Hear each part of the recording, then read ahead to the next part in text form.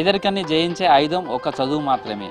కానీ ఆ చదువు చాలామందికి కొనుక్కోలేని పరిస్థితిలో ఉంది. పుస్తకాలు చదవాలన్నా దొరకని పరిస్థితిలో చాలామంది చదువుకు దూరం అవుతున్నారు.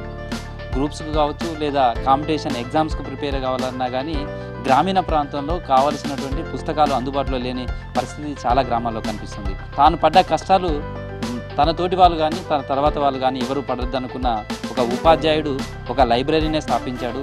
ఒక లైబ్రరీతో అది ఆగలేదు. ఈ వరంగల్ చుట్టుపక్కల దాదాపు 25 గ్రామాలలో ఆయన ఈ మహా సంకల్పానికి శ్రీకారం చుట్టారు. అతనే రవికుమార్, వరంగల్ జిల్లా నర్సంపేటలో ఉంటాడు.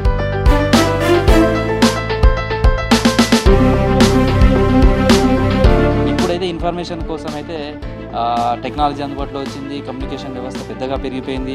ఆన్లైన్లో వెతకడానికి వస్తున్నారు. కొంత పుస్తకాలను చదివే వాళ్ళ సంఖ్య తగ్గిపోతుందనే భావన కూడా ఉంటుంది. కానీ ఇప్పటికీ గ్రామీణ ప్రాంతాల్లో కావచ్చు లేదా గ్రూప్స్ లాంటి వాటికి ప్రిపేర్ అయ్యే వాళ్ళంతా కూడా ఇలాంటి లైబ్రరీలోకే వస్తుంటారు.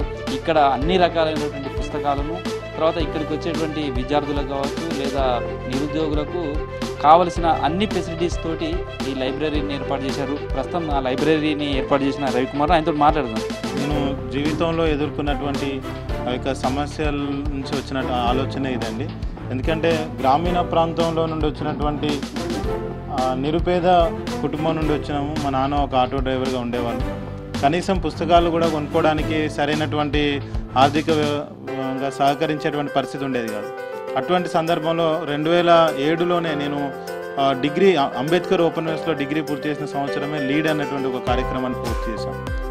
ఏ గ్రామీణ విద్యార్థులు అయితే ఇంగ్లీష్ అంటే భయపడుతున్నారో ఆ యొక్క ఇంగ్లీష్ నుంచి ఆ యొక్క భయం నుంచి వాళ్ళని విముక్తులు చేయాలని చెప్పేసి ఈ లీడ్ ఉచిత spoken English and personal development classes start చేశాం. ఆ క్రమంలో ఒక 3000 మంది విద్యార్థులకి ఇంగ్లీష్ చెప్పడం జరిగింది. ఇప్పటివరకు కూడా నడుస్తూ ఉంది. చిన్నప్పటి ఉన్న కళ ఏంటంటే ఇంట్లో భాగం గ్రంథాలయం, పిల్లల కోసం గ్రంథాలయం ఉండాలి, మేము ఉండడానికి ఉండాలని ఆలోచన ఉంది. అట్లా 2020లో ఈ యొక్క గ్రంథాలయాన్ని ప్రారంభించడం జరిగింది. పేదరికం పైన యుద్ధానికి చదువే ఆయుధం అనే నినాదంతో మేము 18 సంవత్సరాలుగా కొనసాగుతున్నాం.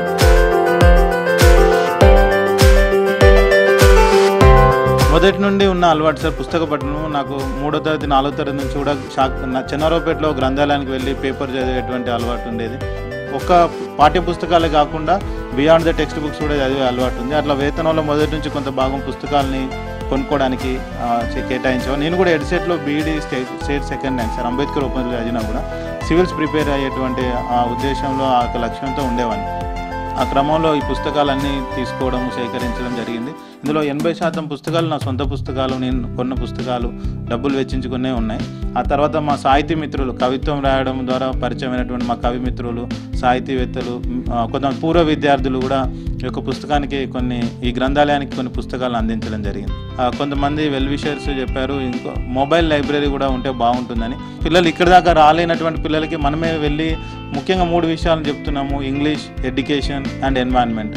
గ్రామీణ ప్రాంత విద్యార్థులకు ఇంగ్లీష్ ఎంత ఇంపార్టెంట్, అదేవిధంగా విద్య ద్వారా ఎట్లా జీవితాలు మారుతాయి, అండ్ పర్యావరణ పరిరక్షణ. ఈ యొక్క 6-7 సంవత్సరాల నుంచి ఎన్వైరన్మెంట్, ఈ 3 విషయాలను ఎక్కువ చేరవేస్తున్నాం. ఇక్కడికి వచ్చినటువంటి పిల్లల సంఖ్య పెరగడము, ఉపాధ్యాయులు మిత్రులు కూడా వాళ్ళ పాఠశాలల్లో, మా పాఠశాలలో గ్రంథాలయం ఏర్పాటు చేయాలని కొంచెం నిబద్ధత కలిగినటువంటి కమిట్మెంట్ ఉన్నటువంటి టీచర్స్ కొంతమంది అడగడం వల్ల మేము ఆ యొక్క పాఠశాలలో కూడా గ్రంథాలయం ప్రారంభం స్టార్ట్ చేసాం.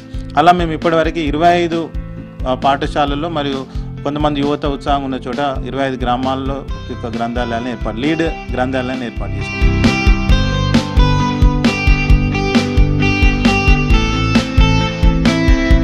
Ambedkar under pay back to society అని మనం ఏ మహనీయుల యొక్క చిత్రపటాలు అయితే పెట్టామో వాళ్ళ స్ఫూర్తిగానే మనం ముందుకు వెళ్తున్నాం. ఇది చెప్పడానికి ఆచరణతో చాలా ఇబ్బంది కొడుతుంది. ఎందుకంటే టైం, ముఖ్యంగా మన విలువైనటువంటి సమయాన్ని, కుటుంబానికి కేటాయించిన సమయాన్ని కూడా ఈ యొక్క గ్రంథాలయాలకు, సమాజానికి కేటాయించాల్సి వస్తుంది. ఇంతకుముందు అంటే ఎవ్రీ సమ్మర్లో కేటాయించేది వేరు, కానీ ఇది రెగ్యులర్ జీవితంలో ఒక భాగం అయిపోయింది. అదేవిధంగా మన ప్రతిభ, మన టాలెంట్, మన యొక్క ట్రెజర్, మన యొక్క డబ్బులు. మీరు అన్నట్లు ప్రతి నెలలో ఒక 1/3 33% శాలరీ అంటే చాలామంది అంటారు, శ్రేయోభిలాషులు కూడా ముందు కుటుంబాన్ని చూసుకోవాలంటారు. కానీ ఈ యొక్క సమాజం కూడా మనం కుటుంబంగానే భావిస్తున్నాం కాబట్టి సమాజం కూడా బాగుంటేనే మన కుటుంబం బాగుంటుందని అనుకునే క్రమంలో ఈ యొక్క శ్రమ ఒడిదుడుకులు కష్టాలు అనేవి ఎదుర్కొని ముందుకెళ్తున్నాం. లీడ్ చిల్డ్రన్స్ లైబ్రరీ అని స్టార్ట్ చేశాం సార్. ఎందుకంటే మనకు శాఖ గ్రంథాలయంలో పెద్దవాళ్ళు చదువుతూ ఉంటారు, కానీ పిల్లలకి ప్రత్యేకంగా ఒక గ్రంథాలయం అనేది లేదు కాబట్టి వాళ్ళు అల్లరి చేస్తూ ఉంటారు, దే మేక్ ఏ నాయిస్. అయినా కూడా వాళ్ళని చిన్నప్పటి నుండే ఈ యొక్క మొబైల్ ఫోన్స్ని వాళ్ళ యొక్క ప్రభావాన్ని తగ్గించి వాళ్ళని పుస్తకాలని వాళ్ళ ఇష్టం పెరిగేలాగా మేము ఒక ప్రయత్నాన్ని ప్రారంభించాం. ఇక్కడ పిల్లలు ఆడుతూ పాడుతూ వాళ్ళకి నచ్చిన పుస్తకాలను చదువుకుంటూ చర్చించుకుంటూ కొత్త విషయాలను తెలుసుకునే క్రమంలో మేము స్టార్ట్ చేసాం.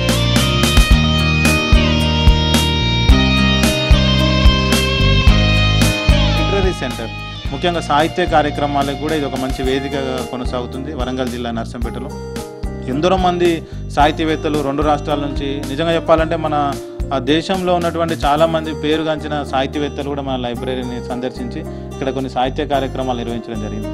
పుస్తకాల పరిచయాలను చేయడము, అదేవిధంగా పుస్తకాలని సభలు నిర్వహించడము, ఇలా కార్యక్రమాలు చేస్తున్నాం. పోటీ పరీక్షల కోసం కూడా ఒక ప్రత్యేకమైన విభాగం నడుస్తుంది. రాత్రి 11 గంటల వరకు కూడా ఇక్కడ చదువుకునేటువంటి పిల్లలు ఉన్నారు. అదేవిధంగా గత పోటీ పరీక్షల్లో కూడా విజయం సాధించిన పిల్లలు ఉన్నారు. ఈ లీడ్ ఉచిత స్పోకెన్ ఇంగ్లీష్ విని మంచిగా జీవితంలో నిలదొక్కున్నటువంటి పిల్లలు కూడా ఉన్నారు. ఇట్లా వివిధ రంగాల నుంచి వివిధ విభాగాల నుంచి ఈ గ్రంథాలయం కొనసాగుతుంది. ఏదైతే మనము కోల్పోయినామో, ఏ పేదరికం వల్ల చాలామంది గ్రామీణ ప్రాంత విద్యార్థులకి చాలా ప్రతిభ ఉండి సరైనటువంటి దిశానిర్దేశం లేకపోవడము, లేదంటే సరైనటువంటి వనరులు లేకపోవడం వల్ల వాళ్ళు వెనుకబడుతున్నారు. అంతమించి వాళ్ళ ప్రతిభ లేక కాదు. అట్లాంటి ప్రతిభ ఉన్నటువంటి గ్రామీణ ప్రాంత విద్యార్థులని వాళ్ళు మెరుగుపరచడానికి మా యొక్క ప్రయత్నము సరైన దిశలోనే కొనసాగుతుందని నేను భావిస్తున్నాను. ఇక ముందు కూడా అసలు కిందనే మా ఇంట్లోనే సగం లైబ్రరీ ఉండేయండి, అది సరిపోవట్లేదని నేను పైన సెట్ చేయడం జరిగింది. ఇప్పుడు ఇది కూడా సరిపోవట్లేదు, అర్థమైపోయింది చాలా క్లియర్గా. ఇక ముందు ఈ యొక్క గ్రంథాలయ ఉద్యమాన్ని మరింత ముందుకు తీసుకెళ్లడంతో పాటు ఒక ప్రత్యేకమైనటువంటి నిర్మాణాన్ని పూర్తి స్థాయిలో ఇక గ్రంథాలయానికి చేయాలని ఆలోచన.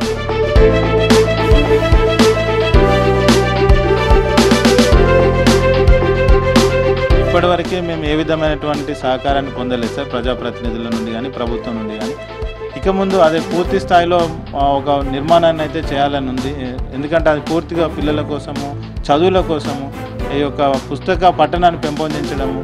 మనము చెప్తా ఉన్నాము నేటి బాలలే రేపటి పౌరులని, కానీ నేటి బాలల్ని మనం నిర్లక్ష్యాన్ని చేసిన తర్వాత రేపటి పౌరులు వచ్చేటువంటి పరిస్థితి లేదు. కాబట్టి ఇది ఎంతో శ్రమతో కూడుకుని తెలిసినా కూడా ఎందరో కొంతమంది మనకి మంచి పౌరులను రూపొందించాలనేటువంటి మా ఈ కొంచెం శ్రమైనా పర్వాలేదు, మంచి ఫలితాన్ని ఇస్తానని ఆశిస్తున్నాను. ఇంకా మా స్థానిక ప్రభుత్వం కానీ నాయకులు కానీ చాలామంది సహకరిస్తామని చెప్తున్నారు, కానీ ఇప్పటివరకు అయితే మేము ఎవరి యొక్క సహకారం తీసుకోలేదు. మేము ఒక ఎగ్జాంపుల్గా ఉండాలనుకున్నాం. ఏంటంటే మనం కూడా ఒక కామన్ మ్యాన్, సివిల్స్ సాధించాలని ఏం కాదు, సాధించకపోయినా కూడా సేవ చేయాలంటే చేయొచ్చు అనేటువంటి ఒక ఉద్దేశంతో మనం ఏం చేయవచ్చో చేయించు ఈ యొక్క ప్రయత్నం అయితే కొనసాగుతుంది.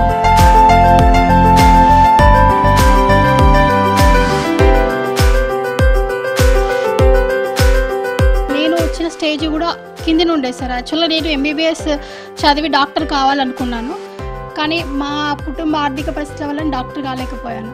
కాబట్టి ఎంతోమంది విద్యార్థులకు సార్ సాయం చేస్తున్నారు కాబట్టి నేను ఈయన చేసే పనిలో నేను ప్రోత్సాహం మరియు సహాయాన్ని అందించడానికి రెడీగా అయ్యాను. యాక్చువల్లీ ఈ లైబ్రరీ కింద ఉండే సార్, అంటే మా ఇంటికి మా హాల్లోనే ఉండే ఫస్ట్లో.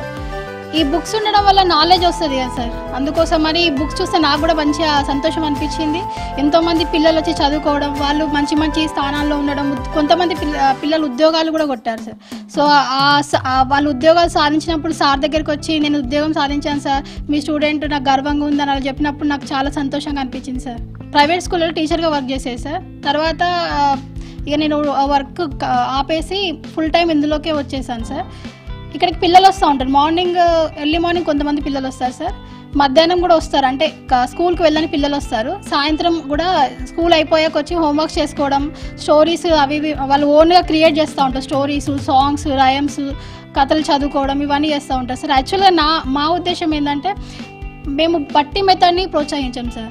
వాళ్ళు ఓన్గా వాళ్ళ బ్రెయిన్లో నుండి ఏమొస్తుంది, వాళ్ళు ఎలా క్రియేట్ చేస్తున్నారు అనే దాన్ని మేము బాగా పరిశీలిస్తూ ఉంటాం సార్.